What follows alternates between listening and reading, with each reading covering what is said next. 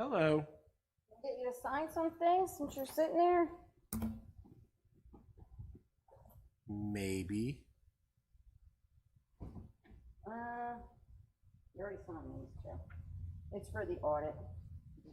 Okay. It's saying, well, you can read it. Yep. It's just saying you have reviewed and are familiar with at a minimum the comments and recommendations, which were that they're running. And Rodney's on his way in, so I'm just gonna. So I could sign right under John Kurtz's? Just, yeah, any one of those. Okay. Spots. There's no order to it.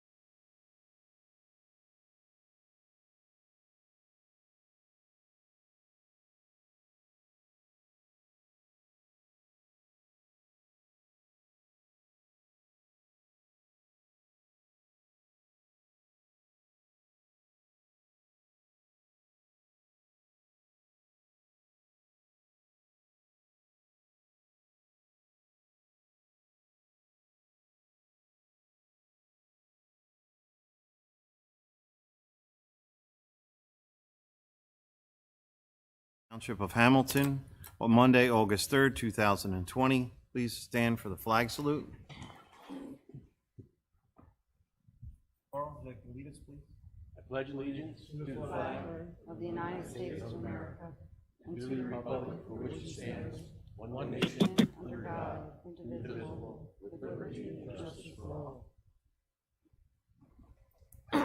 Adequate notice of this meeting has been provided pursuant to the New Jersey Open Public Meetings Law by posting a notice of this meeting on the bulletin board in the municipal building and by publication in the Press of Atlantic City and the Atlantic County Record on January the 15th, 2020.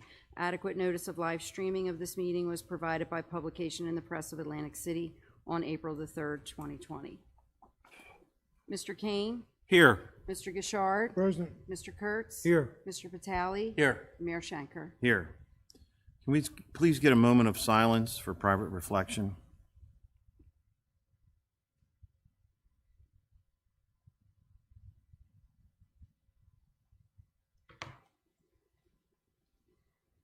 Thank you.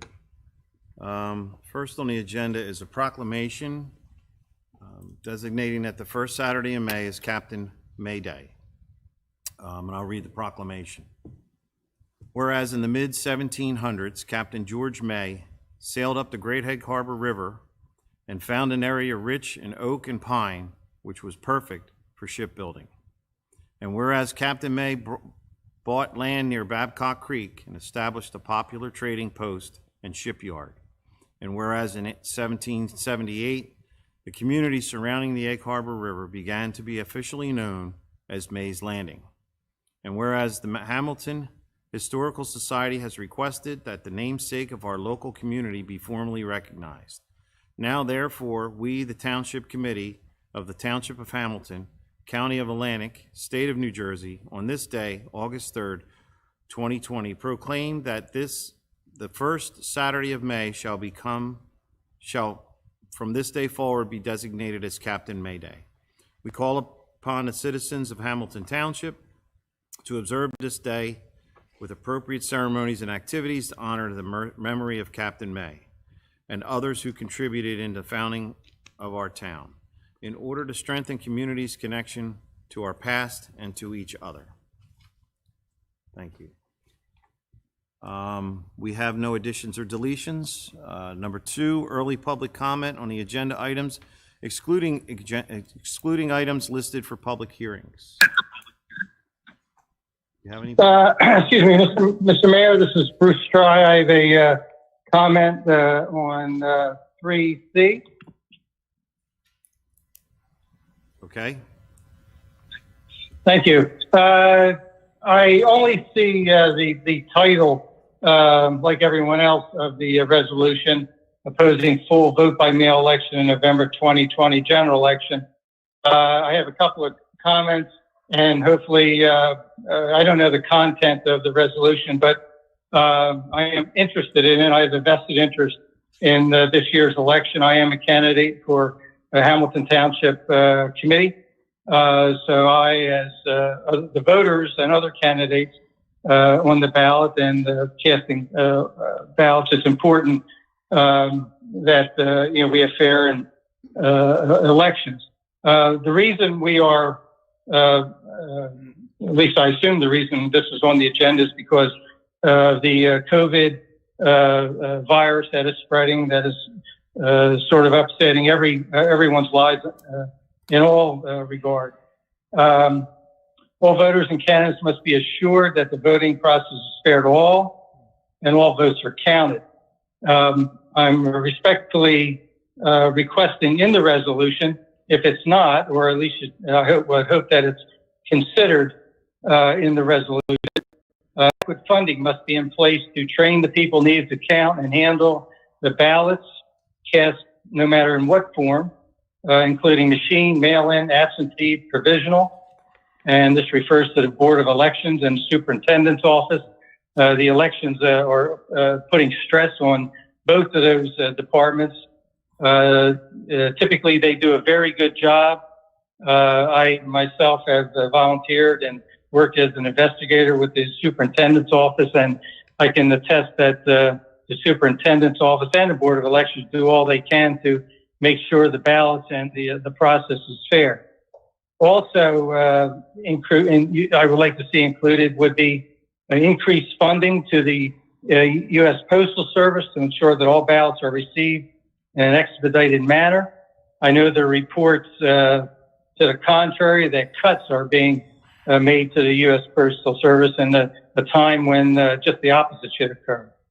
And here in Hamilton Township, and most importantly, in District 4, the polling location, I respectfully request that the Township Committee join me because the location of that polling district should be moved so as to not to endanger the life and limb of the residents and voters in District 4. I suggest that you join me in lobbying the clerk in a lawful way as provided in election law. I might suggest the Hamilton Mall because of its close proximity. The voting polling location used to be in the Woodlands and was moved some time ago. I believe at that time voters were disenfranchising and voting has declined in that district. Hamilton Green is also in District 4. So I urge all committee members to join me to petition the county clerk immediately to lawfully move the polling to benefit the polling place to benefit the voters of the district. Benefits of the move well, currently it's in the District 11, Oakcrest High School. They're sharing that polling place with District 11 and 4. The benefit to moving the polling location to the mall would be able to be closer to the residents and voters. It would voters could avoid crossing 322, which is a deadly highway.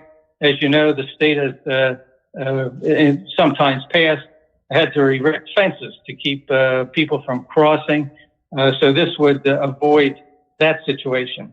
And again, once again, moving the District 4 polling to the mall would unburden District 11 polling location for greater social distancing. This is as we all know, this is a presidential year, and the voter turnout is expected to be very high, as in most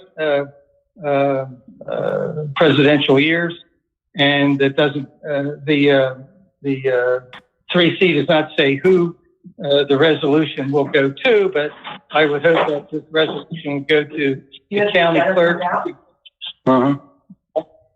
the county clerk, the governor, our congressman, and the president, because everyone has a vested interest in seeing that as many voters are able to come out and vote, and particularly in this climate of the COVID-19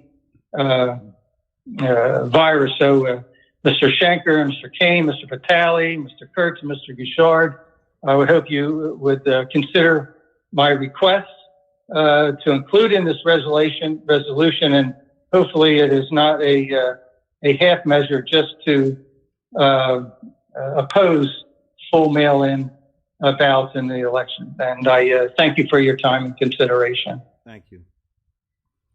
Anybody else like to speak on early public comment?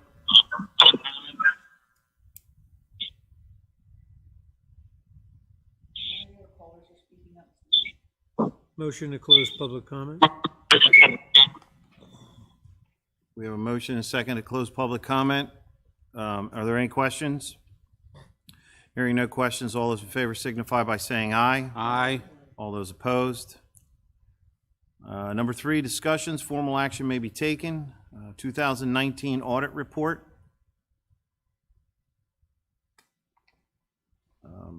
We don't have to take action on this. We've all received it. We've all read it. Summary at least. Is there going to be a report tonight?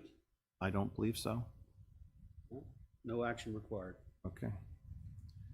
B, resolution certifying that the governing body members have received and reviewed at a minimum the comments and recommendation portions of the 2019 audit. I'll make that motion. I'll second. We have a motion and a second. Are there any questions? Hearing no questions, all those in favor signify by saying aye. Aye. Aye. All those opposed? The ayes have it. C, resolution opposing resolution opposing full vote by mail election in November 2020 general election. Mr. Mayor, just a few comments. In response to Mr. Strye's comments about District 4 being disenfranchised, I respectfully disagree with him. If you look at the vote by mail numbers, if he wants to forward those stats to me, he has my contact information. I believe he'll see that they have been split up evenly amongst the other polling places. And I don't believe it's in our authority to insert a polling place into private property. I don't believe that we have that authority to do so. Regarding the resolution, Mr. Bruce asked the question, a true copy of the resolution shall be provided to Governor Murphy, the Senate President, Assembly Speakers, Chairman of the Atlantic County Board of Election, chosen freeholders, Senator Chris Brown, Assemblyman Vincent Mazzio, and Assemblyman John Armada. Okay.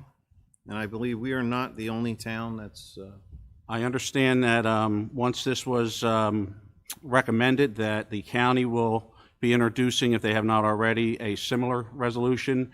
Egg Harbor Township has agreed to adopt a similar or introduce a similar resolution, and Summers Point has agreed to introduce a similar resolution.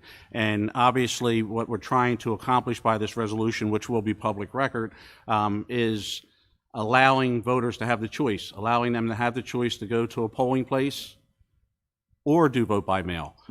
But it's apparent that something like this is necessary with the results of the previous primary election, where when you had a sampling of what could possibly happen in this general election and handled it in the manner in which it was handled.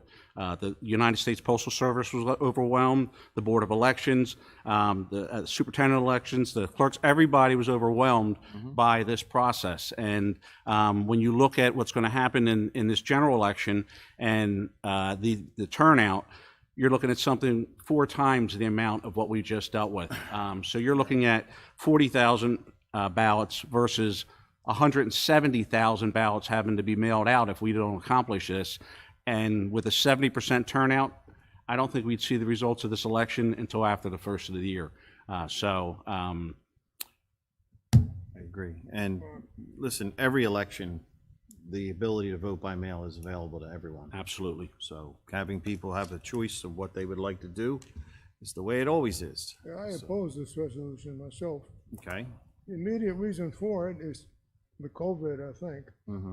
And the good reason not to want to have the public exposed as it would be in an election for the polling places. But Well, there are other reasons to have this also. One of which is that it will result in a greater percentage of people voting. I think that's the principal advantage of it. Okay.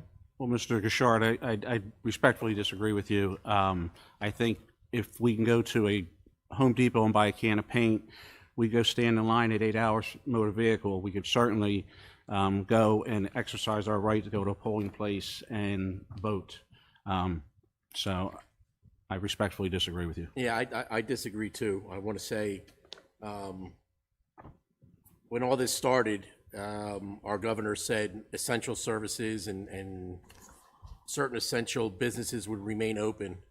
And I would say that being able to vote is one of the most essential things that we have in this country. And I truly believe that you should,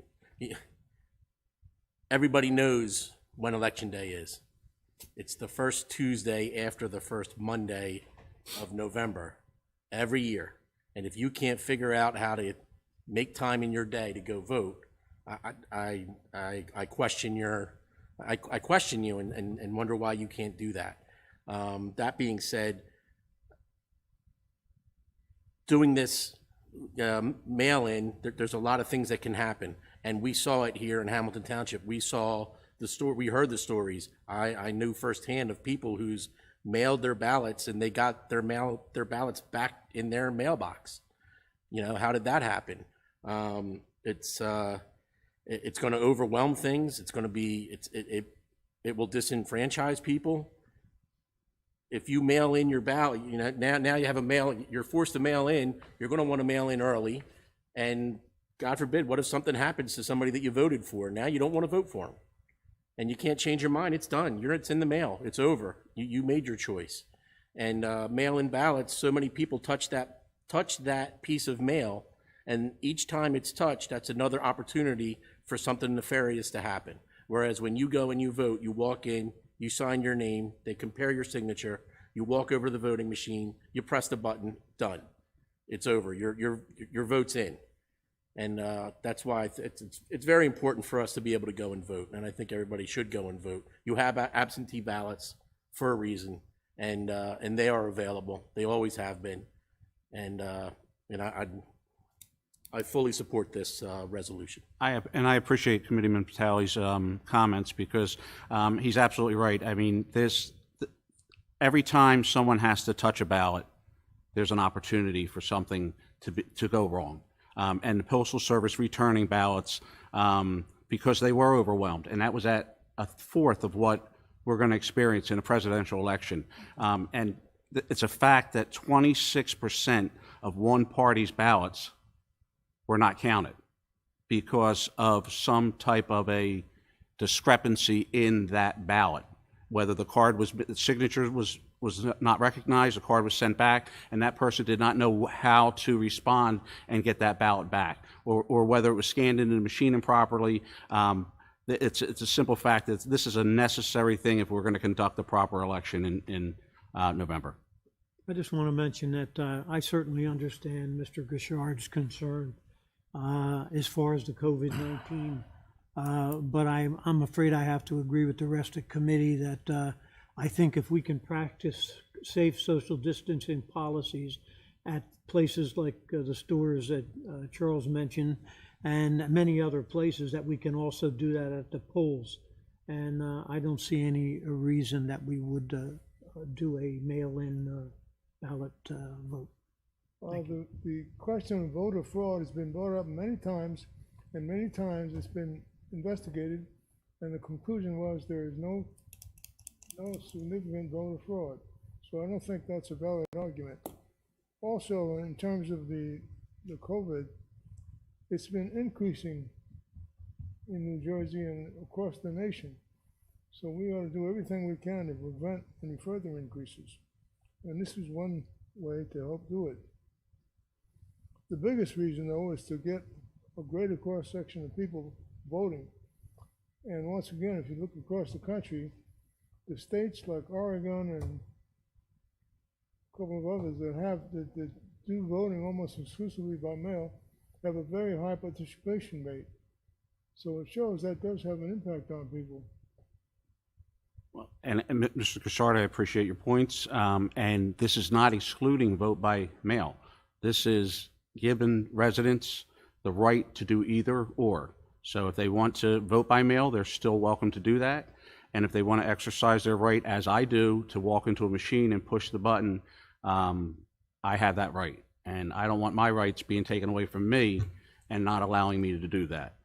There is provisions in this resolution to urge the governor to continue to supply the polling sites with mass sanitizing products and gloves, and to once again use the National Guard to implement good, safe practices at the polling sites and enforce social distancing.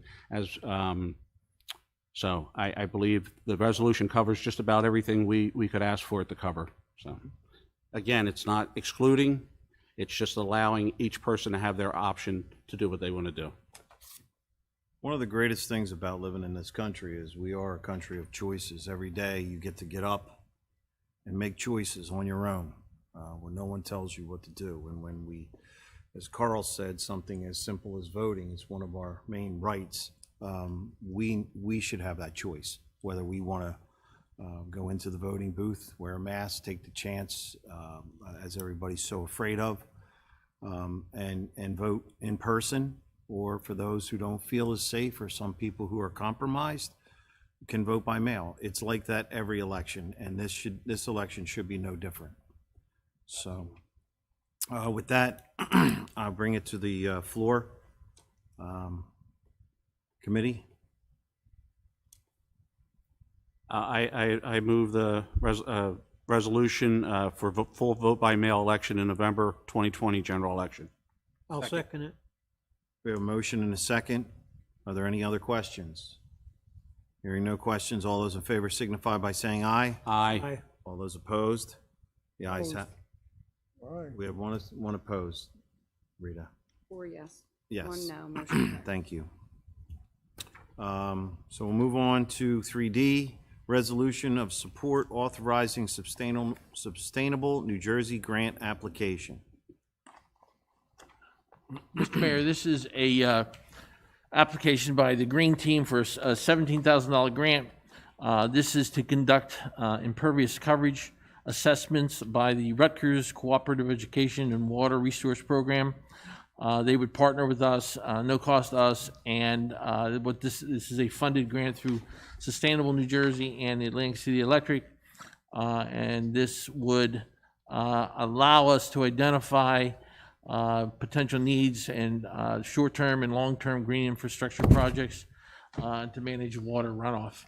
So this is just to study it, and it would be on their nickel, and it would help us in long term.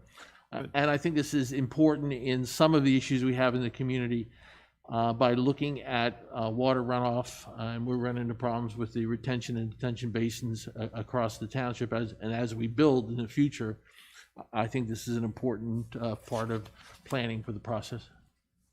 Okay, very good. Well, this, Initiative of the Green Team here in Hamilton Township. There's a lot of enthusiasm about it, and it applies to our certification. I think it's a plus. I don't see any negatives associated with it. I don't either. I would recommend it also. Very good. I got some questions. Is this gonna cost us money down the road? No, No. No? no. If they have any findings, it's not gonna tie our hands on a project that we may have down the road that now they're gonna say, well, you already have too much impervious land, you No, can't they're do just gonna that. study and give it to us, and basically, it's our use. I mean, it's something that we may have to study anyway, if a developer comes in and we've gotta look at impervious coverage issues and so forth with Pinelands. Those are things we're gonna have to identify anyway, so what they're doing is they're pre-identifying these issues for us and working with us and making recommendations to assist us with this. This is not some, we're gonna hold it against you type of process. This is a partnership where they're looking for better processes and better locations and determining impervious coverage issues. So this isn't something that's, there's no, evil intent here with this group. It's just I'm not saying there's any evil intent, I'm saying there's unintended. there's always unintended consequences. consequences. I mean, with any study you do, it could happen, but I think that on the front end of this, it's just people trying to look out for the impervious coverage issues in the community. But to Committeeman Patali's point, we're not bound by any of the recommendations. They're No, recommendations these- and yeah, these are recommendations not- only. Yeah, exactly. Okay, committee, what's your pleasure? I propose to accept the resolution. I'll second it. We have a motion and a second. Are there any other questions? Hearing no questions, all those in favor signify by saying aye. Aye. All those opposed? The ayes have it. 4, public hearing, adoption of ordinances. Ordinance 1929-2020, an ordinance of the Township of Hamilton appropriating $336,000 from the Capital Improvement Fund to purchase purchase various public works and public safety equipment. You think we need to read off what we're buying here? Or? Just real quick, yeah. Public safety equipment involves the replacement of our APHIS machine, fingerprint machine, which is digital information that is provided to the federal government and the state, and we receive information back off of people's fingerprints. The problem being is the company that has produced this software and stuff basically isn't going to do it anymore, so we need to just upgrade it and get it done, or we're not going to be able to utilize the system. The other thing is we're outfitting 5 new cars. This is with computers and screens and safety equipment for the police officers. Chief, is there anything else on that? That's it. Okay, and then we've got fire department turnout gear, which they're upgrading, and then there's 2 one-ton trucks with plows for public works that we're going to utilize these funds for.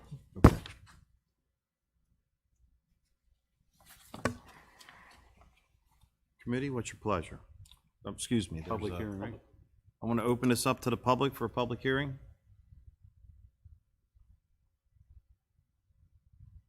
Move to close the public portion. Lisa, do we have anybody?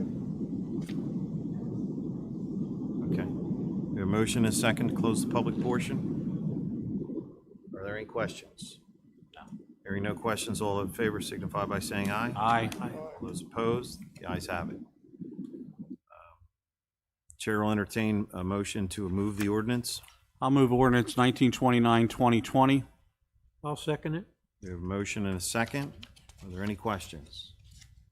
Rita, can we get a roll call vote, please? Mr. Kane? Yes. Mr. Gishard? Yes, Mr. Kurtz? Yes. Mr. Vitale? Yes. Mayor Shanker? Yes. All yes and adopted. Thank you.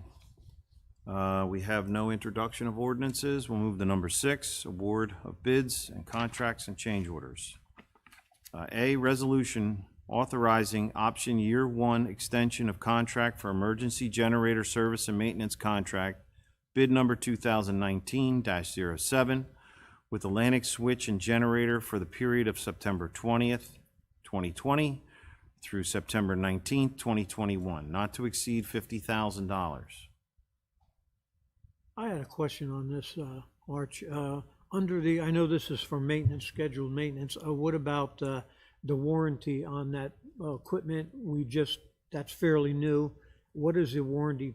How long is that warranty, and what does it actually cover? None of the maintenance things. I will tell you off the top of my head, I can't tell you. I have to research it out. And Steve, you have any idea on it? Yeah, It it's is out of warranty? probably just a year warranty. Okay. They did fix the problem. Was that the generator had the problem with the shallow in the top of the lid where it was retaining water? And that's been taken care of, correct, sufficiently? I just, it seems, I know 50,000 is not the top level, that's just not to go over that. It just seems, is that fairly normal, Brett, that pricing?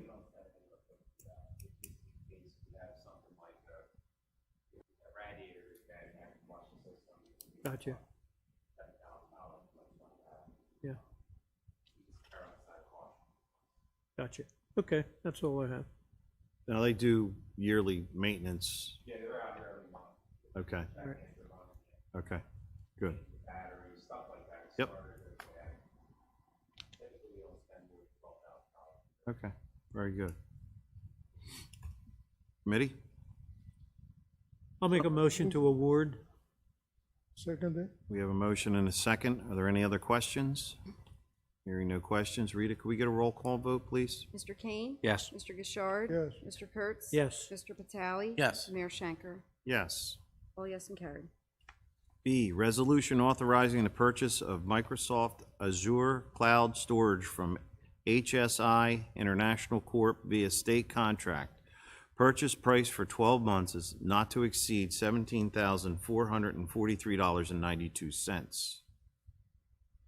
You have any backup with this or anything you'd like to comment? Yeah, I would. This is an important part of our upgrading of our IT operations. Presently, we're not backing up into the cloud as we should.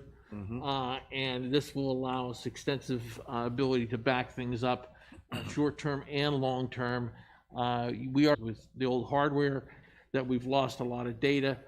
This will guarantee more or less the fact that we will have it backed up into the cloud and will be available as long as we need it.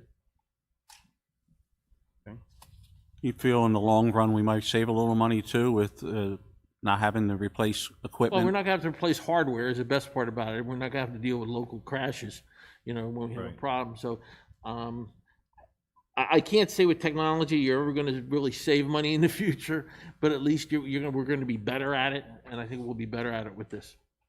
Is So this, we're storing it on their cloud. Is that what that is? We don't have a cloud. Well, I mean, that's what I mean. This is, so after 12 months, if we don't renew with them, what happens to all of our data? We'd have to our transfer the data to another cloud. if we go with someone else, they would transfer the data. Is this for the whole township building or just the police This department? is both. Okay. And this is a state contract price, so it's been in, it's already been bid through the state. Okay. Well, this covers both. There are no additional cloud rentals that we pay for. Should be, no, This is it. this isn't. Should be it. So the 17,000 is, Something we can't see, right. and we it's- but believe it's is out based- there. They're basing that number on the maximum amount of Yes, storage we would need, yes. so that we may not need all of it. Okay. Storing information and being able to retrieve it today is paramount, and I just think it's something we have to do. All right. Committee? I'll make a motion to award. I second it. We have a motion and a second to award.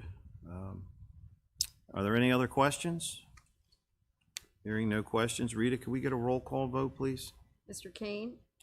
Yes. Mr. Gishard? Yes. Mr. Kurtz? Yes. Mr. Vitale? Yes. Mayor Shanker? Yes. All yes and carried. C, resolution authorizing the purchase of spatial, I don't. Spatial data. Spatial, is that what they call that? Spatial data logic software from SHI International Corp. via state contract. Purchase price not to exceed $32,500. This is for an existing software program we utilize for the construction office and for planning, that you're basically, once you've bought the initial software and you're utilizing it, you've got to pay because it's proprietary software. Right. And they kind of got you, so you Yeah. have to update this. These go hand in hand. Yep. And Arch, just, I mean, I see in here that it says for up to 25 seats, we need 25 seats? Yeah, because we're expanding the use of it, and I think they're starting to use a lot of it. I know we're trying to get up in my office, and there's a lot of things they do with scanning documents in the assessor's office, and they share a lot of information now on the whole property side with this. Okay, thank you. We just hope it gets up on historic preservation issues.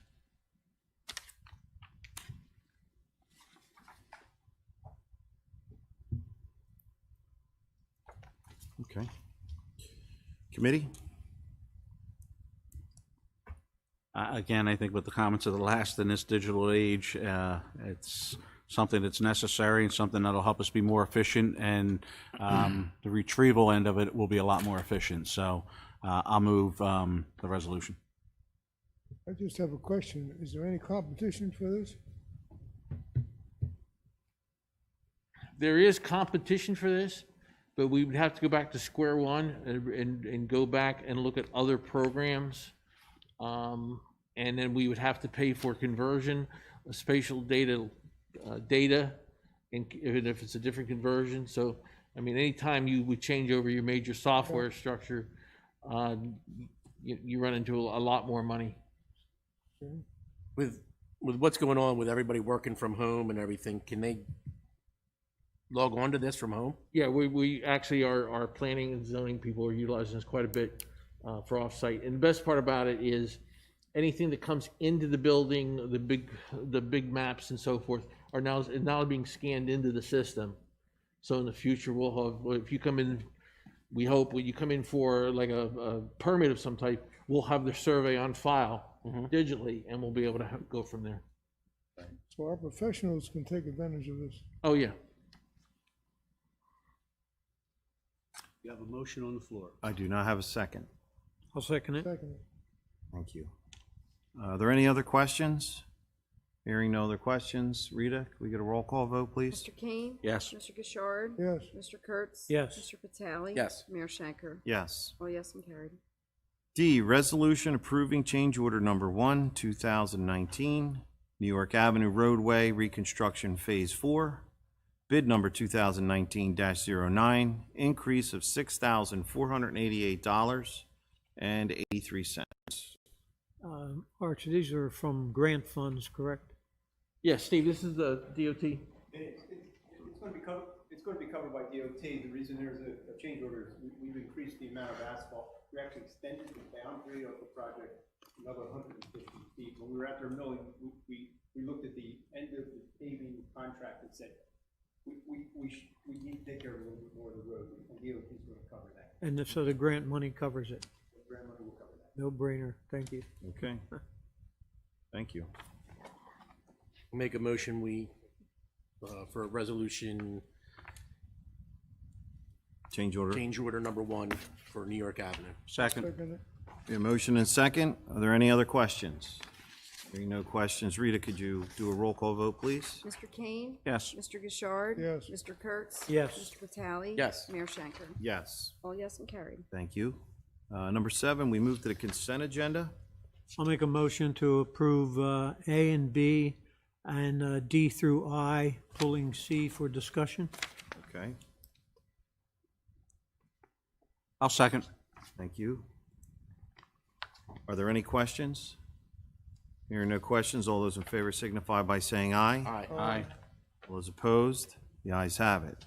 We'll move to C, Chapter 159 resolution to insert item of revenue with offsetting appropriation for Historic Preservation Fund grant in the amount of $24,999.00. I just wanted to make a comment that I've talked with some of the folks on the Historic Preservation Commission. I just want to make sure that this is clear, that this is a 3-part grant series, and this is the second part of that grant series. If the third part is also successful, it will be a total of $75,000, just under, that would be available to the township for the Historic Preservation Commission to undergo a survey of the historic district, which includes the pocket sites. It hasn't been done in over 30 years, and hoping that they're successful in getting the third part of this grant. It falls just under the amount of money necessary to match the funds, so this is something that is not a matching requirement. Therefore, it's paid for in total by the state, and I think it's a great thing. 30 years with the district not being properly surveyed is very important. It might result in a pocket site no longer being in effect. It might result in a new site or location being added to the historic register.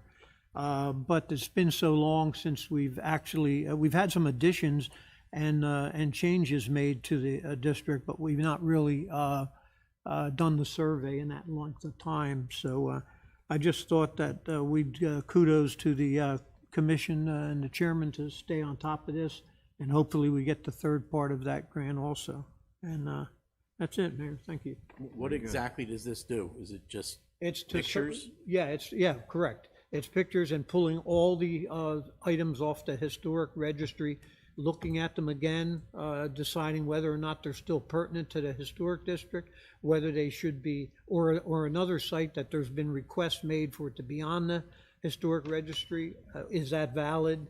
So it takes into all that, and it's quite a bit of work to do it. And the fact that it hasn't been done in so long, Carl, I think, and it's going to be paid for by the state, I think we're very fortunate to get that done.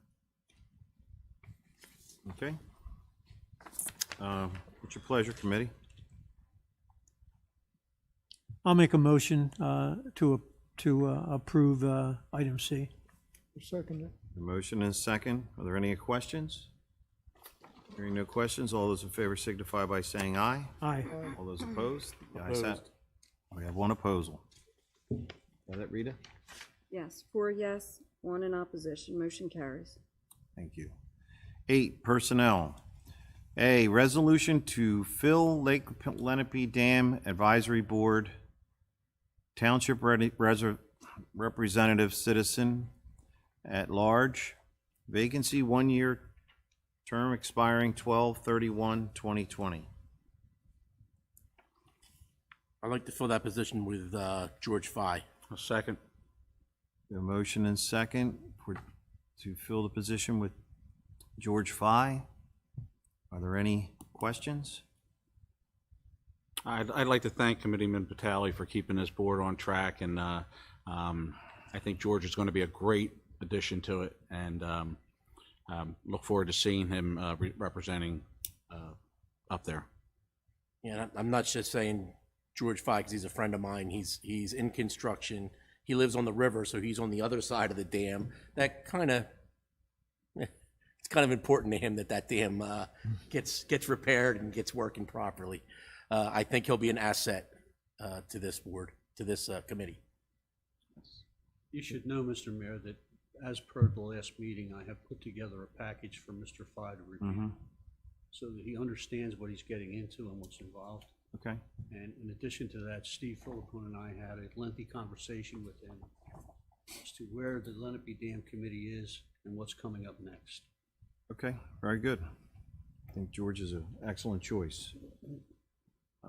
What's your pleasure, committee? I move to accept the resolution. I'll second it. We have a motion and second. All those in favor signify by saying aye. Aye. All those opposed, the ayes have it.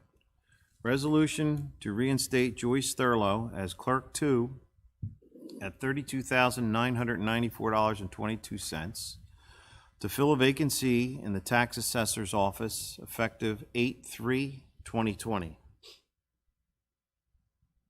Yeah, I'll explain. This is a situation where during our layoff process, we had one position in the assessor's office that was expected to return. The position did not return, and due to the workload with tax appeals and so forth, it was necessary to refill this position.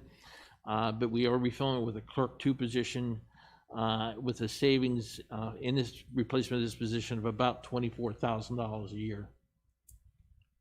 So we're saving $24,000 in this position alone? Yes, And then we've also had 2 other positions vacated? yes.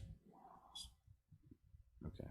I just want to remind everybody that we passed a resolution back on May 18th that we would have a hiring freeze. Mr. Solicitor, can you help us with that? This is a replacement position at a lesser value. I'd have to go back and look at the resolution on the freeze, Carl, but you're in need right now, by virtue of what's going on in the assessor's office, of help. And you're fortunate to have Mr. Johnson there. He does a heck of a good job. But we have some major situations coming up that is going to require that office to be beefed up. So even if there was an absolute freeze, there is certainly an absolute need. And you're getting it at 2/3 of the cost. I work with that office every day. I see no other way around it. So if you want me to look into the consequences of a freeze versus this, I'd be glad to do it. I'm not prepared to do that right now because I didn't know that this would be coming up. But to me, if you're filling a void at 2/3 of the cost, it does not abrogate the intent of a freeze. On the other hand, a freeze means a freeze. I'll be glad to look at that and give you an opinion. Arch, how many people we have in the assessor's office? Just Bill and Just Bill right now. right now, right? And the office closes on a regular basis because of either vacations or, unavailable because of lunch or so forth. So this is a situation with especially with the tax quarter, there's no availability because of COVID. I'm short anywhere from 3 to 4 people, sometimes up to 7 people. If I've got a exposure, I have to clean offices out sometimes and send people home. Right. This is just the body that we need for operational purposes. I wouldn't bring it to the board or the committee if it weren't needed. And the timing of it is, I don't want to get into specifics because it would be attorney-client privileged, but we have county tax board hearings coming up this month, maybe next month also, and a series of tax court matters coming up that is going to require Bill and I to spend a lot of time together. So the timing of it is another thing for you to consider.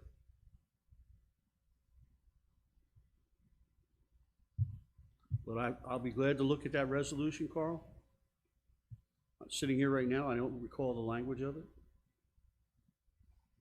Want to look at it? You just happen to have it, huh?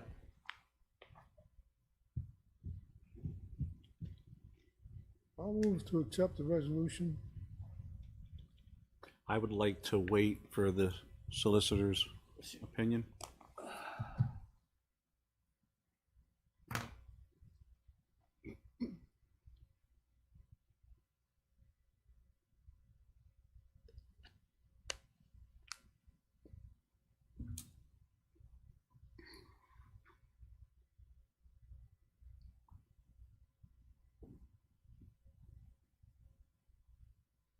Just so everybody's clear, the other person in the assessor's office retired as of August 1st? Am I correct? August 1st or September 1, I think Is September 1? Yeah, but she hasn't been available, Right, so, months anyway. gotcha. Does this deal with violation clerks? Is clerk 2? Is this person a clerk 2?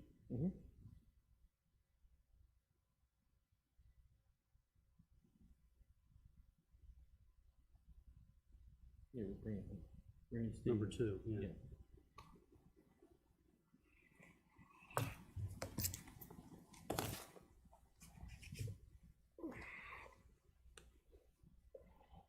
It says must. Must means shall.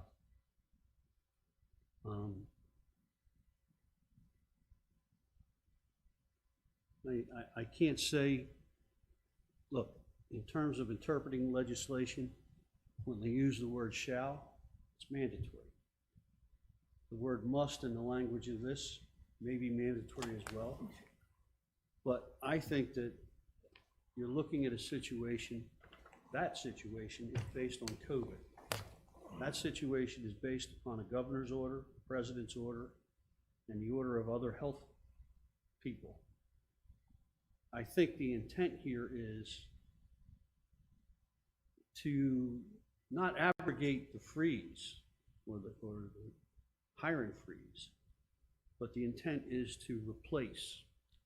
And I think that the logic behind that order is based upon COVID. Well, I mean, we already have a rule that we're only allowed to have so many employees. So that resolution is kind of worthless then. Well, the ordinance, we're already 2 below that number. The ordinance you're talking about. And with Must take the following. this situation, if we don't replace, we will then be 3 people It's a resolution. or 3 employees below. Mayor, Yes. that's a resolution. It's not an ordinance. Carl, it's not a piece of legislation.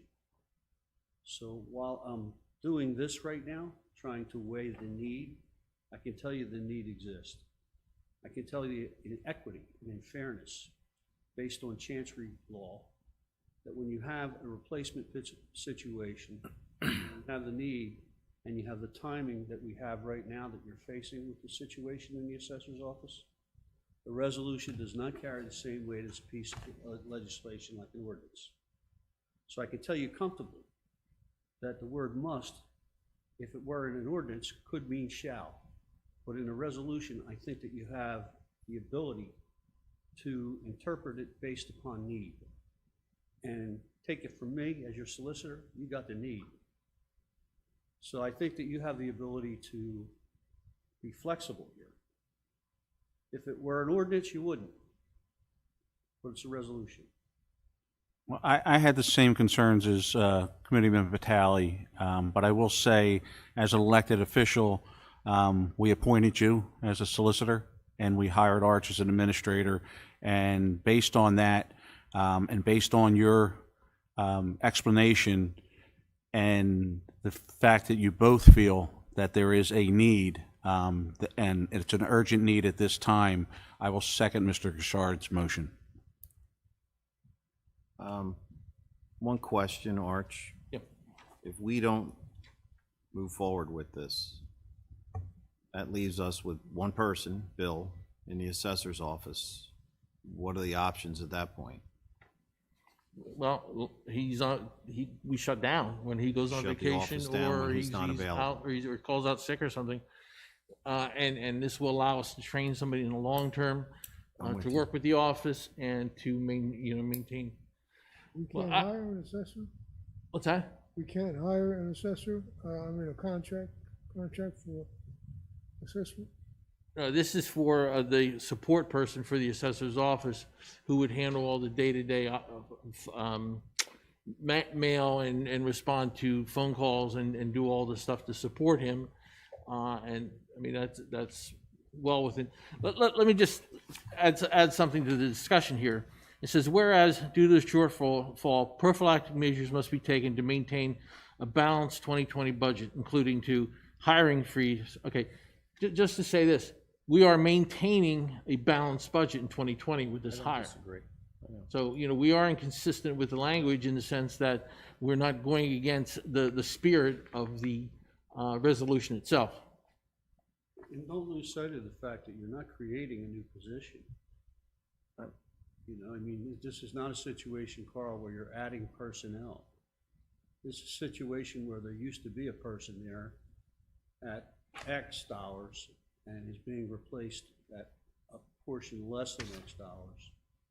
And as I said, it's a resolution, so I think that you absolutely have the flexibility. Now, if you were gonna say, let's hire 3 new people for the assessor's office, it would be a different dialogue.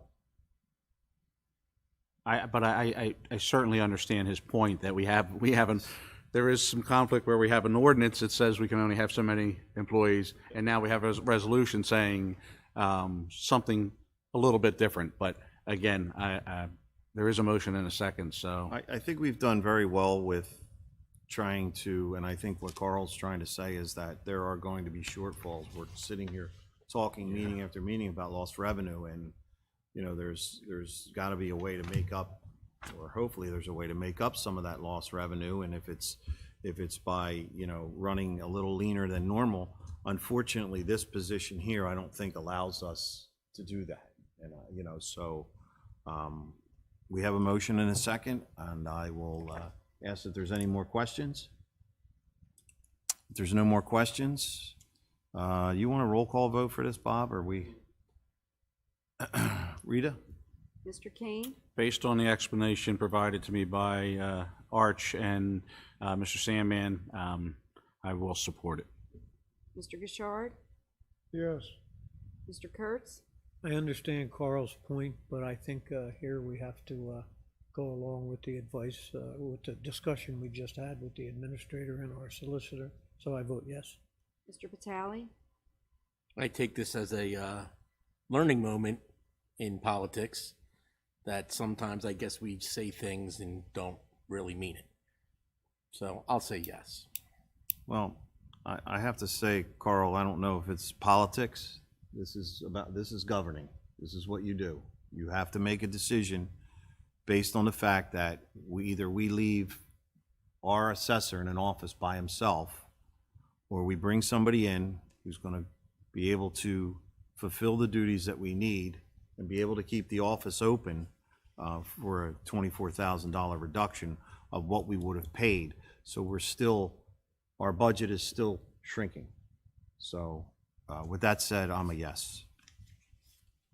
All yes and carried.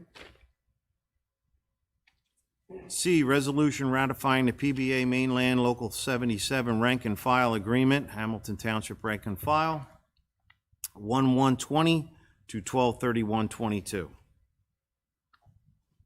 Chief, I want to just come up. Did we get a confirmation from the PBA? Yes. Okay. All right. Chief will update on the conditions of the new contract. All right, so there was a couple changes. First and foremost, the last several contracts were changed to the point that they were done by MOU. So it didn't change the whole contract. So our contract was fairly archaic when it came to a lot of the verbiage. And I'll mention this one, which I find humorous. It had in there in the language that patrol vehicles need to at least have at a minimum of an 8-track tape player in it. So we took out that language. The new cars we just bought, do they have 8-track players in them? We discussed it, but we decided to leave them out this time, so. We put in AM radios. So in 2015, the patrol went to the 12-hour shift schedule. It was a sidebar agreement up until this year. We're putting that into the contract. Salaries that are increased in line with other bargaining units, except for the healthcare, because we're doing it so late in the year, they couldn't change the healthcare over to the 2030 copay savings plan, which actually saves the township money. So that'll happen next year. But all the percentages are in line with the other bargaining units. We also changed some of the verbiage in the promotion section of the policy. So we have an ordinance that tells us how we have to promote sergeants, lieutenants, and such. What we found out this year was that we were limited to only using a chief's test, that we were obligated to use it, and it cost us quite a bit of money. It cost us over $10,000. So what we did was we changed the promotion section to say that we were going to have objective and subjective test measures to select our promotional candidates. So I think that's big because it saves us money and it gives us the leeway to ask the questions that we want, that we think are important in this township to lead the police department and the community. Okay. So I think that's huge. The other thing, we eliminate the clothing maintenance allowance and we rolled it into the base pay. So there's no longer a discussion on, can it be increased or what have you.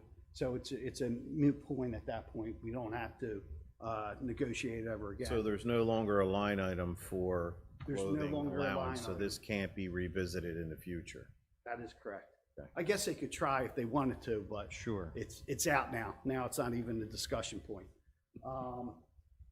Like I said, we rewrote the contract, and the last thing would be the detective bureau. So right now in the contract, it says when a detective is on call, so we have a detective on call on their off hours every week, and they get paid for 4 hours, whether or not they're called in or not.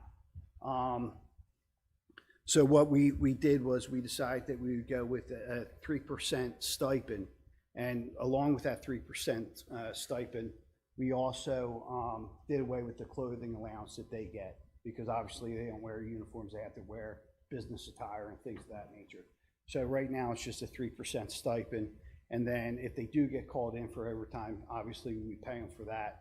But this also encompasses if they get a lot of calls on the phone to ask questions on what they should do, what patrol should do, and things of that nature. And there was a recent decision in Pennsylvania, which is coming our way, that says that they have to be compensated for this. This takes care of that, so it's a moot point there. So I think all in all, it was a good negotiation. We did it without attorney. The administrator and myself negotiated with the rank and file, and I think it benefits the township. Very good. Committee, have any questions for our chief?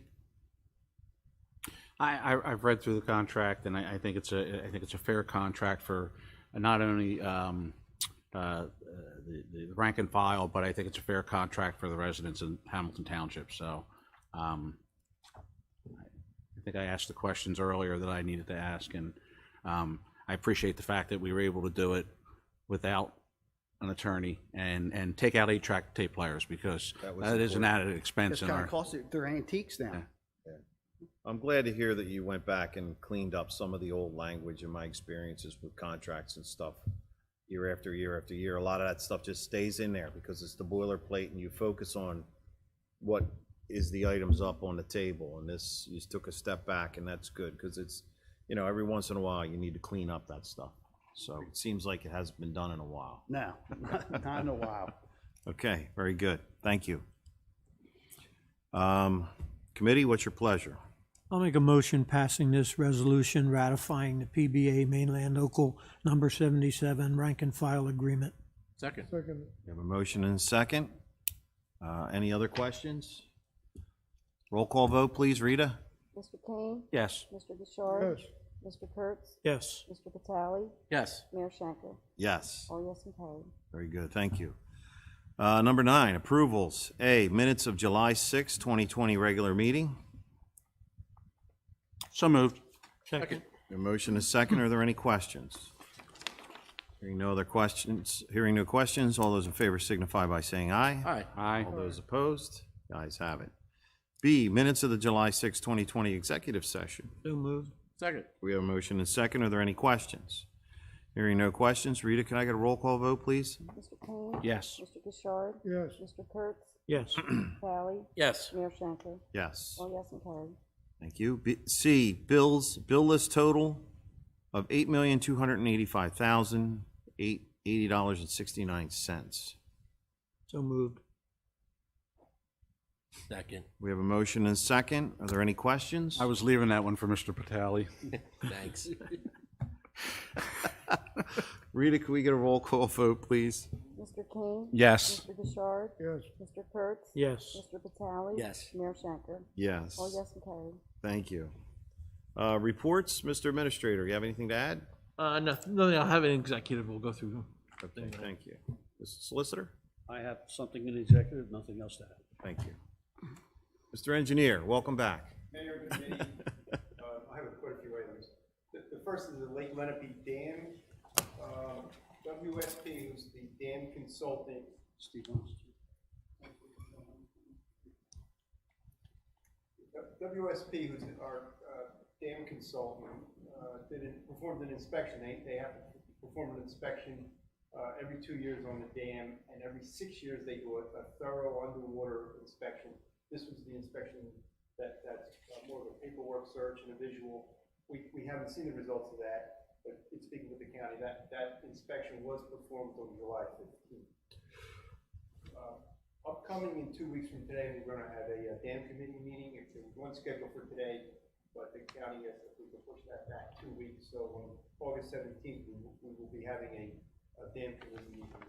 At that meeting, it's an important meeting because WSP is going to bring, they're telling me, up to 4 different designs of the spillway. When you bring those designs forward, they're also going to have a cost estimate associated with each of those designs. The decision point is going to be, the dam committee is going to need to make a decision on which of those four spillways that they're going to choose. It has to do with the shape of the dam, the design, the spillway. So there will be a decision. It's good. We now have a third member of the township on that committee. They're going to want a decision that day? It'll be up to the committee if they want time to study it, but they're going to bring forward the estimate we asked them for and the designs. So, and the reason I say a decision needs to be made, whether at that meeting or sometime after, because WSP cannot move to the next step of a design. And we don't want to slow this down. If we want to keep the critical path going, a decision will need to be made on which of those, spillway designs the county plus our township will make a decision on. Then that allows WSP to submit a proposal for the next stage, which is the full design of that dam. So this next meeting in 2 weeks is going to be pretty good. Next item I have in my report is Cotton Mill Bridge. Cotton Mill Bridge is, if you've been out there, there's been partial demolition. The reason I say partial demolition, they're trying to reserve each side of the abutment so they can work and reach to the center pier where they're driving piles. They're driving piles that are rated 5 to 8 piles a day. Their goal was to try to get about 8 to 12 in a day, but they're around 5 to 8 piles a day. The goal was to construct that center pier for the concrete pier, and then start demolishing and assembling the abutments on either side. The critical dates that we're looking for is the completion date of that project is September 1st, 2021. If they could complete all of their in-water work by May of 2021, that may shorten the schedule. That's part of their goal. The other challenge that Pearson Construction is running into, the pre-stressed concrete decking is a very long lead time on that material. I'm hearing 16 weeks, I'm hearing 21 weeks, but they're trying to expedite this project, trying to do what they can to get it done in advance of next September, which is 13 months away. So that's an update on the bridge. The 2019 road program is substantially complete. About 4 weeks ago, we paved Morningside, McGeary, and Joshua, that loop, Tanglewood, Maple Drive, the loop on Maple Drive, we reconstructed Essex, and we took care of a bad intersection, drainage, and improvements on Monmouth and Lance. I do want to mention to the committee, we ran into some very undesirable material when we were milling Morningside Drive and McGeary. We stayed with it. We increased the quantities, the unit prices, the quantities we increased for GGA and asphalt. We had to stay with it. We had the road opened up, so I don't have those quantities. But when I do have those, I'll report those to the committee. We did go over budget, and I don't know the volume or the value, but I'll report that to the committee and stay with it. It was an inconvenience for the neighborhood out there for about 4 weeks. I got to know most of the neighbors out there on the Morningside. I think they're all pleased.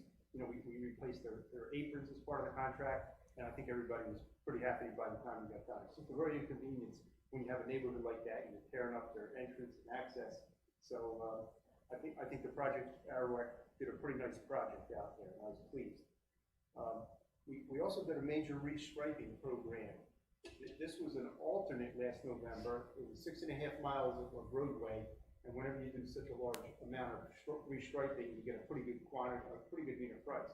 So the roads that were restriped about 3 weeks ago were Township Avenue, Babcock Road, Old Egg Harbor Road, Holly Street, and Volunteer Way. So I think we cleaned up all of the streets where the police department had sent us a couple different times, said, you know, next time you have a program, let's get these roads striped. I know when we did some section paving on Babcock 2 years ago, there was some gaps, and we needed to strike that. So I think we cleaned up the whole township as far as the throughout the township. The last thing I want to report is New York Avenue. 2 weeks ago was 0.6 miles was reconstructed. You heard tonight we went $6,000 over budget on that because we extended it about 150 feet. That will be covered by DOT. DOT performed an inspection last Wednesday, July 29th. They sent an email to us. They have no issues. They have no comments. They actually sent us a voucher for 75% payment. And Arch Listman signed that for me tonight. I'll send that in tomorrow. That will give the township $138,000 reimbursement of the total grant. So we're going to get 75% of that money back pretty quick. The rest of that money will come when the project's completely signed off. We're waiting for the testing company to perform the core samples. I'll finish up the paperwork, and in the next couple of weeks, I'm sure I'll be able to sign off. Again, I'm hearing some pretty good things on New York Avenue. Everybody I've spoken to out there. So that concludes my report, Mayor. Steve, I had a question. I can hear the piles being driven all the way down. It actually at one point it actually shook the front window in the flower shop. So I'm wondering, have you heard any report on what it's doing to the foundation at the Masonic Lodge? I know they put some sound equipment there. There's sensors on the buildings out there. I haven't heard. I've been in contact with a couple of the surrounding properties there. The blow counts are much higher than they anticipated. I talked to the county engineer about that. You know, you just don't know what kind of soils you're going to run into when they do test piles. But it's taking longer and more blow counts than they ever imagined. Wow. It's loud. It's noisy. Yeah. You know, when you're right there at the bridge or button, you feel the vibration a little bit. Yeah. I haven't heard if there's anything.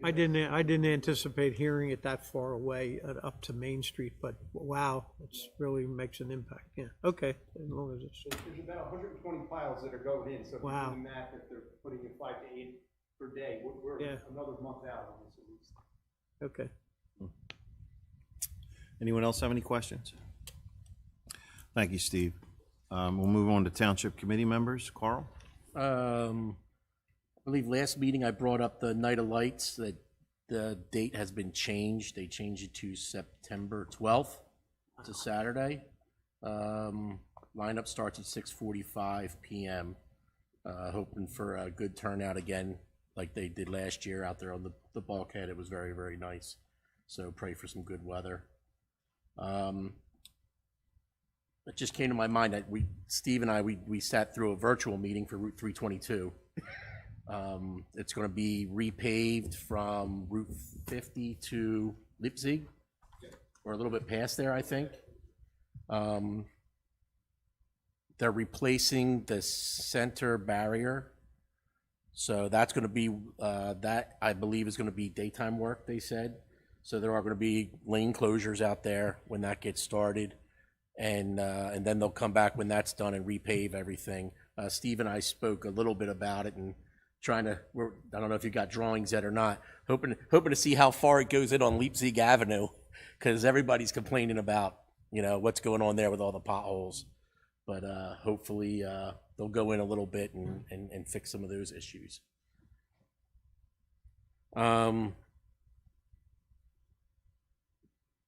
That's really all I have. As usual, hello, Reagan and Maddie. Hope all is well. Miss you. And love you. See you soon, I hope. That's it. John? Yeah, I just want to mention, when I discussed the item on the consent agenda concerning the historic district, I forgot to mention one thing. About 12 years ago, the state granted CLG status, Certified Local Government status, to the Historic Preservation Commission, which opened up the opportunity to actually get those grants.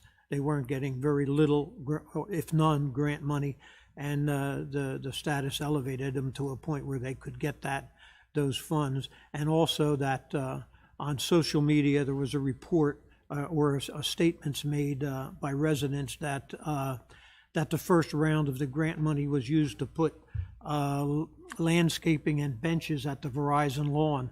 I mean, it just gives you an idea how some of this stuff gets out there, and that's absolutely not correct. The only thing that the grant money can be used for is the survey, not 1 penny for anything else. I just thought I would clarify that.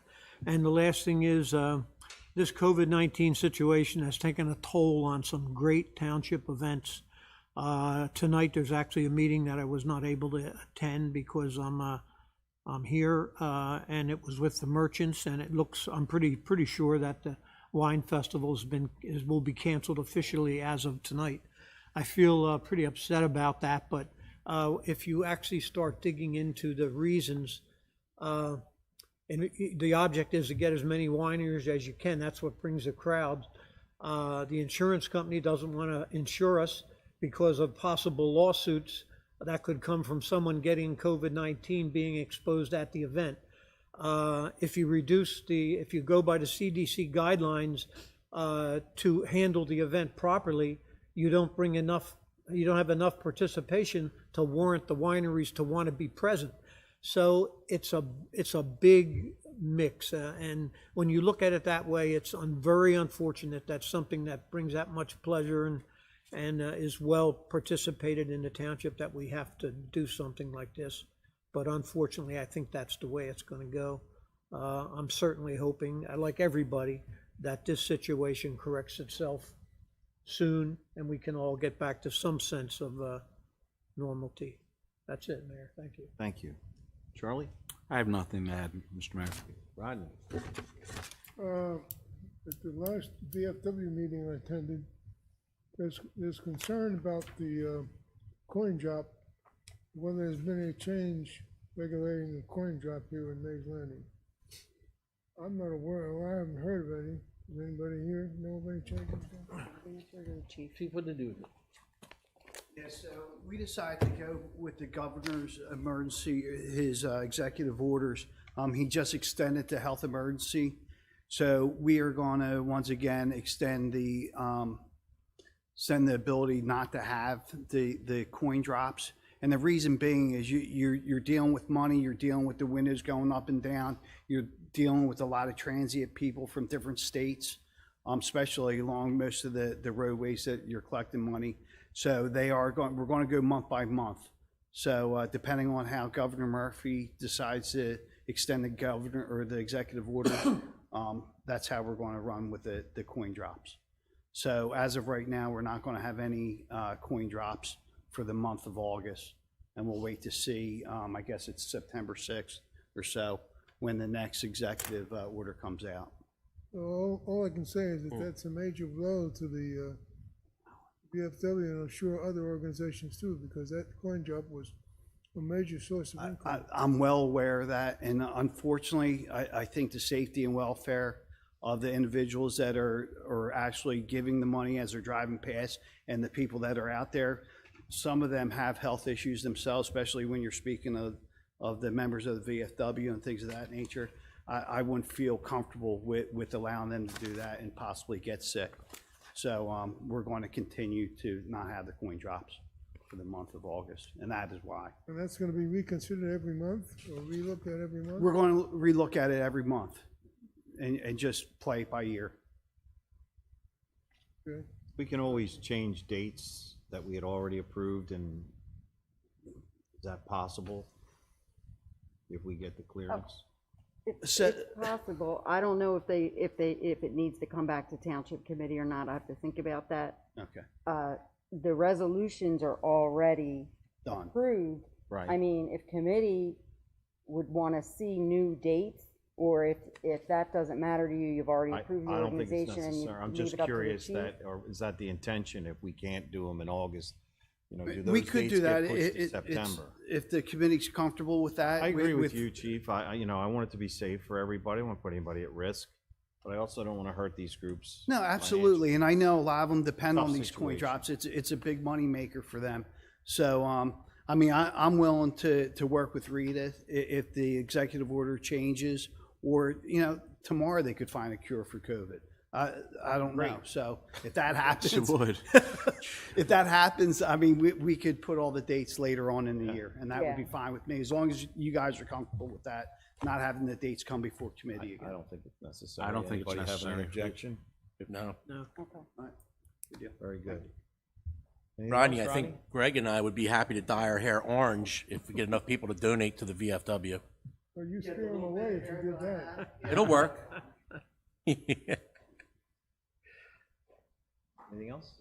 No, okay. Okay, thank you. I should have just told you to hold on for a second. So the Leipzig Avenue thing next to the street next to the mall, so everybody affectionately knows it. I believe you've had conversation with the folks at the mall. Yeah, so Lieutenant Pritchka reached out to the mall, and they have hired a company by the name of Pothole Killers to come out and correct the situation out there. So they don't have an ETA, but it seems to be, they just got their budget approved, and it should be done within the next couple of weeks. So I believe the agreement that was done years and years and years ago, when that was actually sold to the mall, it's 80% on the mall and 20% on the racetrack.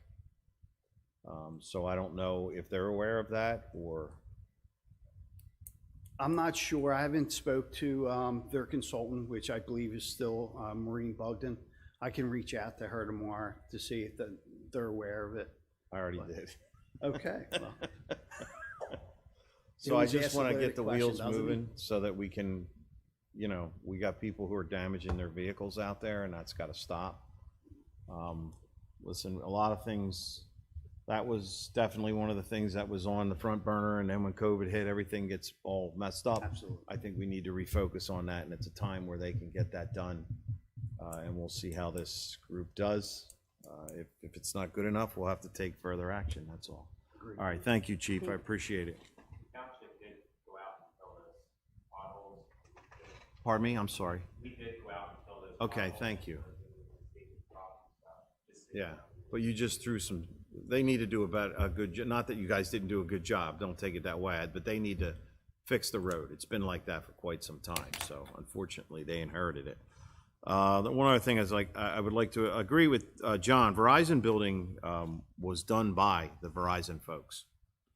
They took a little bit, but they were very good about doing what they did, and we also have got some benches out there, and a group of folks, some volunteers, the people donated money to buy those benches. I don't want to say any names right now because I'm going to miss somebody, but at some point in time when all this COVID is gone, we'd like to do a small dedication ceremony to thank those folks did the benches, and thank the people of Verizon for, trying to make it look a little nicer. The landscaper they have out there of any of the trees that didn't make it, they're going to replace them, and they're holding up their end of the bargain. So it actually turned out pretty nice. Looks great. Little Yeah, it looks compromise nice. there. So all in all, that's what we were looking for, and it was no cost to the Good work, township, Brett. which is better. So yeah, and thank you to the Public Works Yeah, guys for absolutely. putting the benches in and the trash cans in. It looks very nice. So we'll revisit that soon. I don't have anything else, so I'd like to open. Mr. Mayor, before you do, could I just interject? In response to Mr. Gashard's comments and the chief saying that we have to put these coin drops on hold, I certainly agree with that, and allowing them the flexibility to change those dates. Brett did put out in our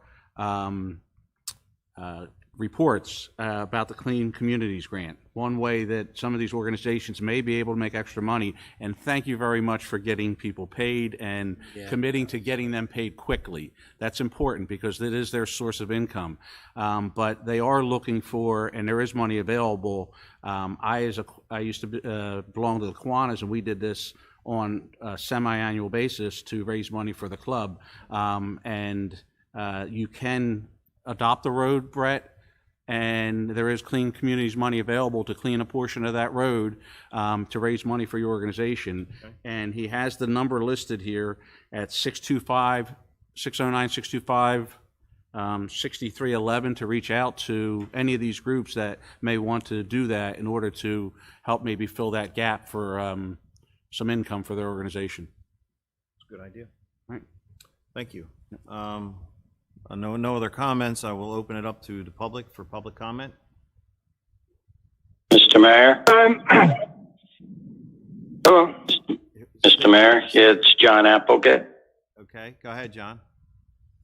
I'm calling it, I'm trying to make some awareness in a couple things I've come across over the last 3 years and related to the HPC, Historic Preservation Commission.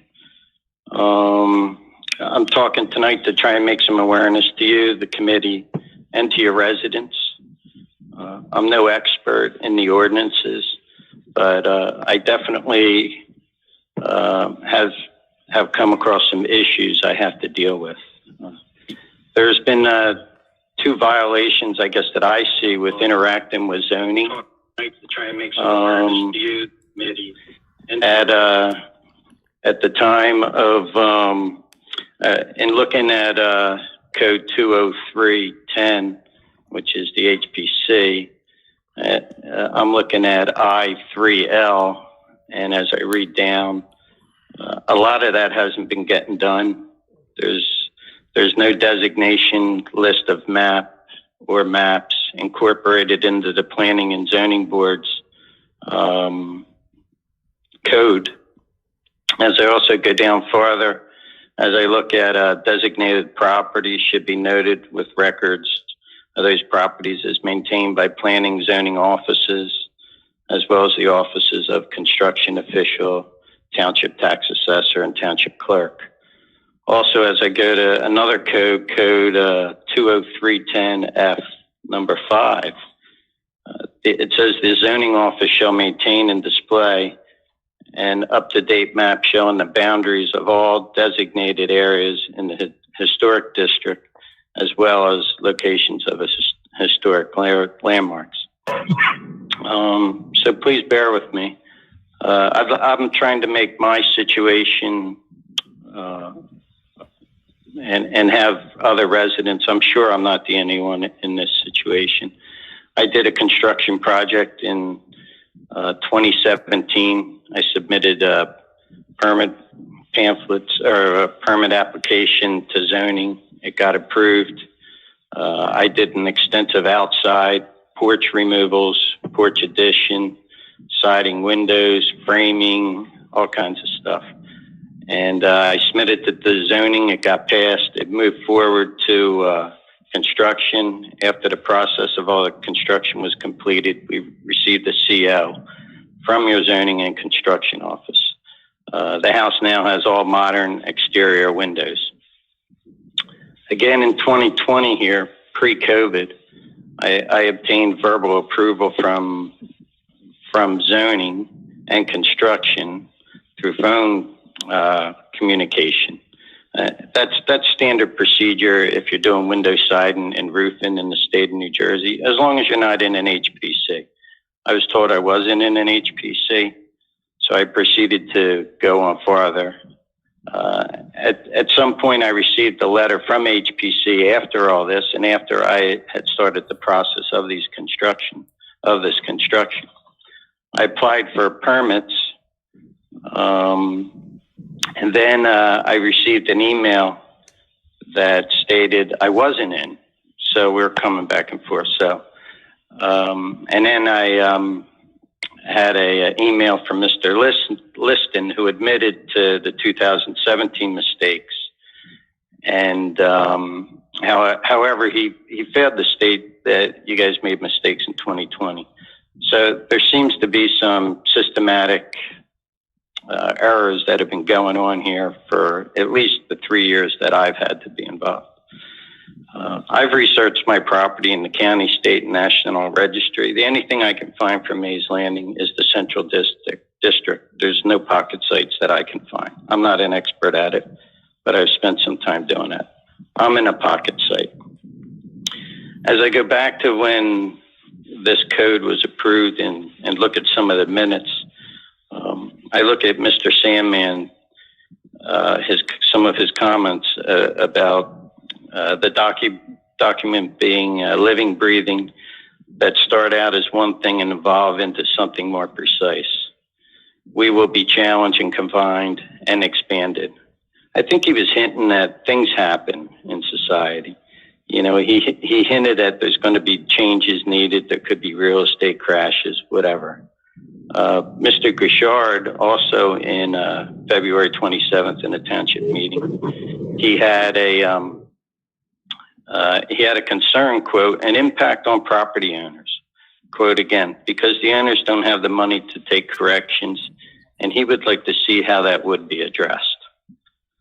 As I moved farther, 2 months later, it was great. It looked like some great conversation. Mr. Grichard again, having a historical district and the ordinance is a plus to the community, question mark. George Fye, the most respected realtor in our area, he responded, it isn't making Main Street and surrounding areas what it should be in his opinion. He commented on the distressed properties in the district. I found it, you know, and then the next comment is by somebody, it can be handled through the property maintenance and code enforcement.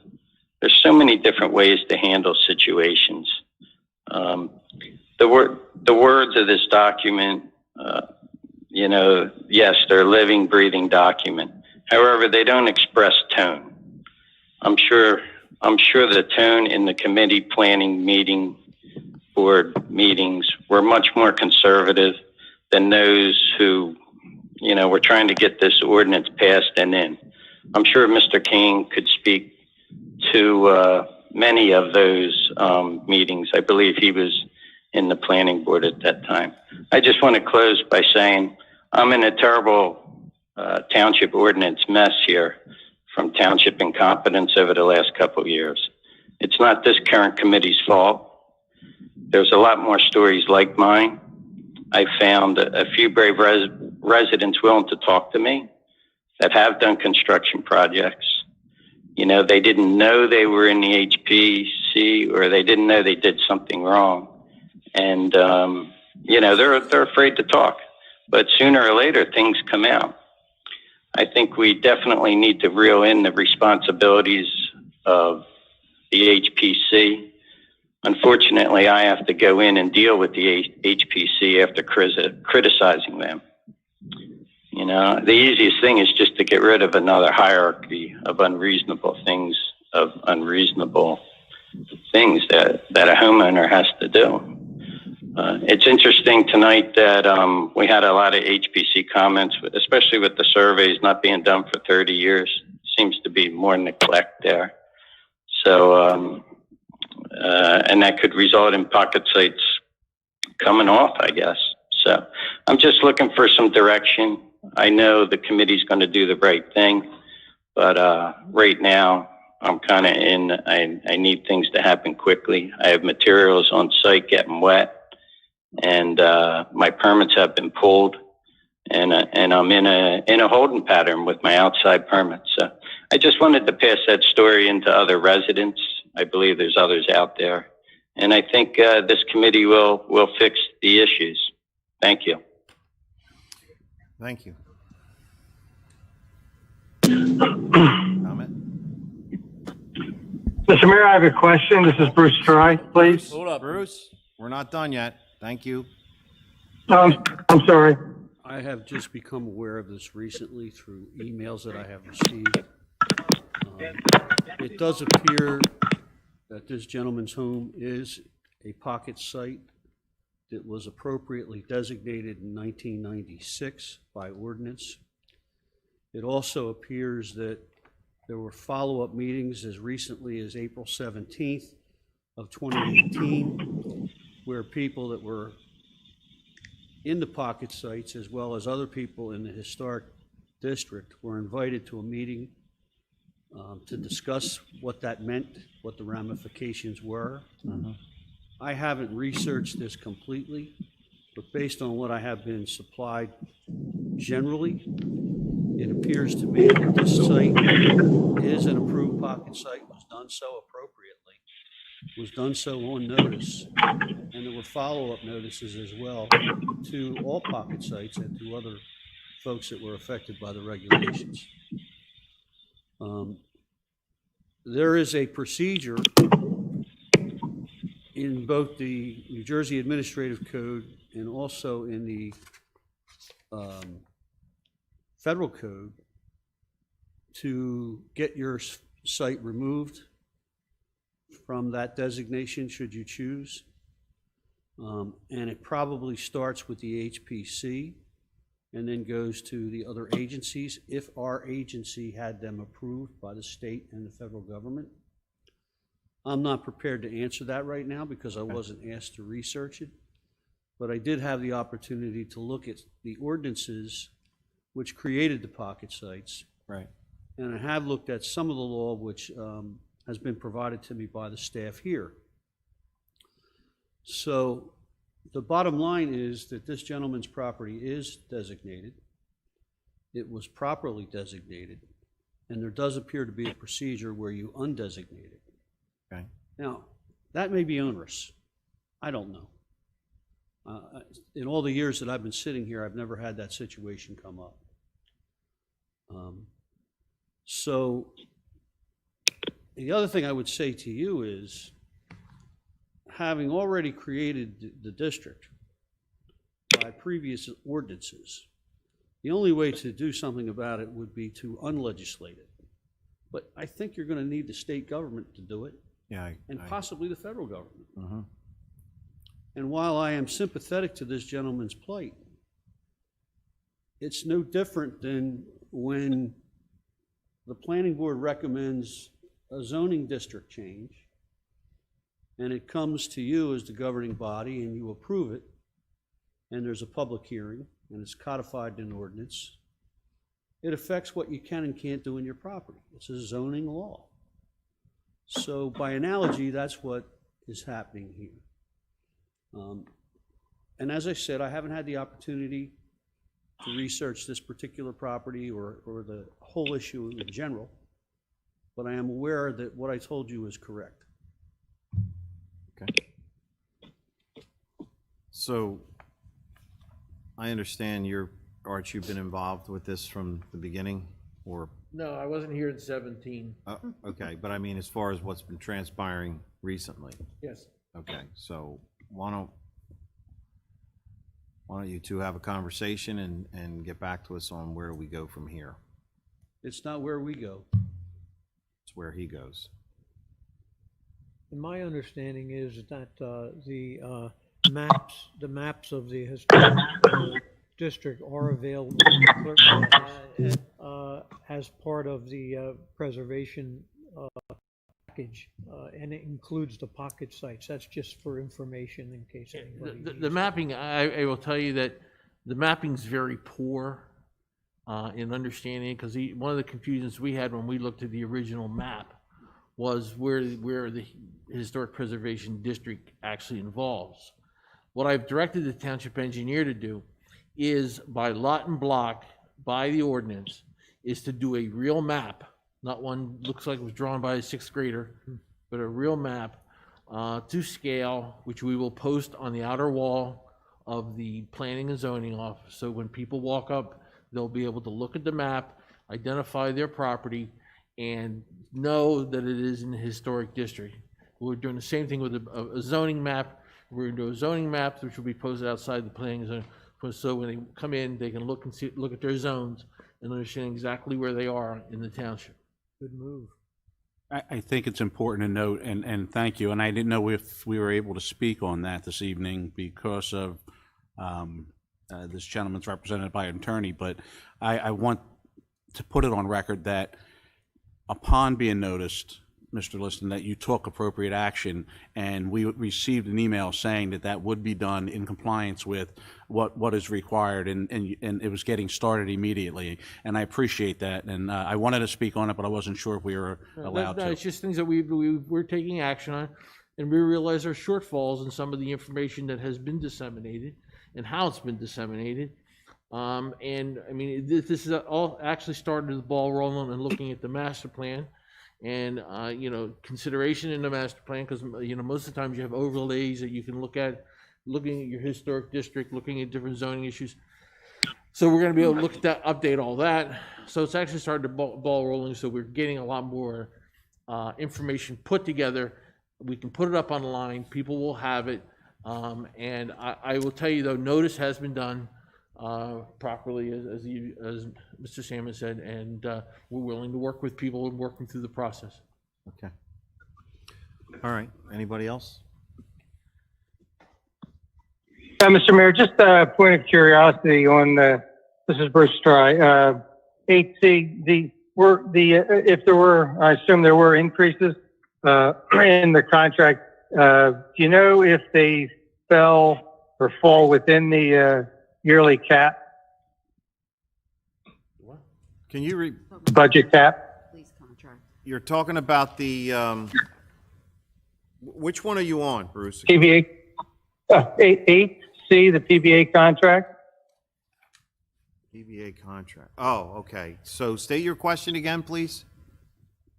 My question was if any increases in the contract, did they fall within the mandated budget cap each year? Yes. I guess for 3 years. Yes. Yes.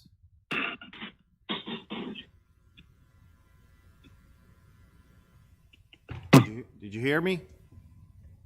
Yeah, was the answer yes? Yes. Okay, thank you. Just curious. Thank you. Okay, very good. Thank you. That's all. Thank you. Anyone Thank else you. in the public like to speak? Mr. Chairman, Yes. are you there? Yes. Are we communicating?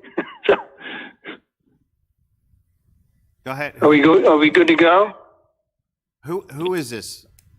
Is this Mr. This Adams? is John Percy. Oh, okay. Go ahead, John. Two items. The first item is the item 3C, the resolution opposing the full vote by mail election in November. There are three major organizations in the county, along with the individual municipalities, and see if you can get the support of the Atlantic County League of Municipalities, Atlantic County Mayors Association, and the Association of Township Officials. If you can get all three of those organizations, you will have 100% of the municipalities within the county that would be supporting it. Okay. The next item is the assessor's office. I didn't realize you were down to one person within that office. As of September 1st, we would be down to one person. It would be our assessor himself. Yeah. Well, as former member of the governing body and also a certified tax assessor, I can tell you that that can't fly. Right. Not with a municipality this size. You have to have support in that office. So you did fill the vacancy, and I support that filling of that vacancy. That the assessor's office is the one that generates all the revenue in the municipality. You can't short circuit our assessor and leave him with just himself. He can't possibly do that all by himself. And I support the move that you made to at least give him some clerical help. So that's all the comments I have, sir. All right, thank you. Is there anybody else in the public like to speak? Himself. He can't possibly do that all by himself. Okay. I entertain a motion to close the public portion. Second. We have a motion and a second to close the public portion. All those in favor signify by saying aye. Aye. Aye. All those opposed? The ayes have it. We're going to adjourn to executive session. 2 items on the agenda. A is a settlement of bond litigation with Victoria Point. And the B is redevelopment contract negotiations. You have a motion to go to executive session. So moved. Second. We have a motion and a second. Are there any questions? All those in favor signify by saying aye. Aye. All those opposed? The ayes have it. Be it resolved by the Township Committee of the Township of Hamilton that this meeting be adjourned to an executive session to discuss the following matters which are exempt from public discussion pursuant to the New Jersey Open Public Meetings Law. Settlement of bond litigation with Victoria Point litigation, redevelopment contract negotiations. Be it further resolved that the governing body will not reconvene in public session to confirm results tonight. Be it further resolved that the results of said executive session shall be made known as soon as the basis for confidentiality is no longer confidential. All right. Thank you. We are in executive session.